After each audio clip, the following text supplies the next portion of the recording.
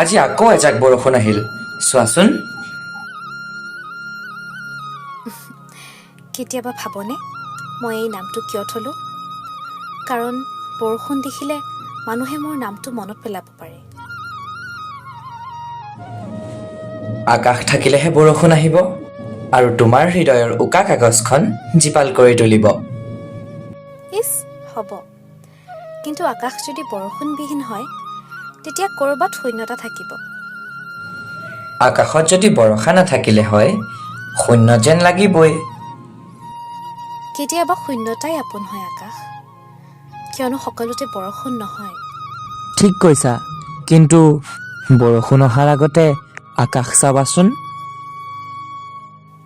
কেতিয়াবা সেই সময়তো আকাশখন সুন্দৰ হয়, কাৰণ তাৰ পাছতেই সন্ধিয়া জিলিকি থকা তৰাবোৰ চকুত পৰে।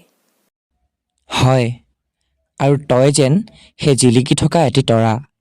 অকলশৰীয়া আকাশখন কেতিয়াবা সুন্দৰ হৈ উঠে। তয়ো যে আৰু, তই মোৰ বাবে এখন নীল আকাশ, যি সদায় মোৰ ওপৰত ছাঁ হৈ থাক। যদি মই নীল আকাশ হওঁ তেন্তে তই মোৰ বুকুত আকাশী ৰং, যিয়ে মোক প্ৰতিটো মুহূৰ্তত নতুন ৰূপত দেখুৱায়।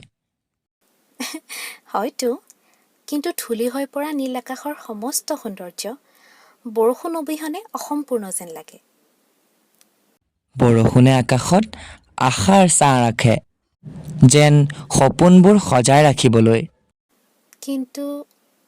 কিন্তু কেতিয়াবা বৰষুণ হৈ যোৱাৰ পিছত আকাশখনে এটা দাগ পেলাই থৈ যায়, যেন স্মৃতি হৈ ৰ'বলৈ। কিছুমান স্মৃতি আকাশত মেঘ হৈ থাকে, আকৌ কেতিয়াবা নতুন বৰষুণ হৈ আহে।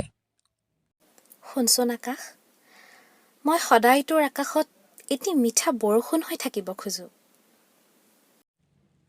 আৰু মই সদায় তোৰ সপোনবোৰ সজাই ৰাখিম, আকাশত ৰং তুলিলে যেন তই কেতিয়াও নাপাহৰ।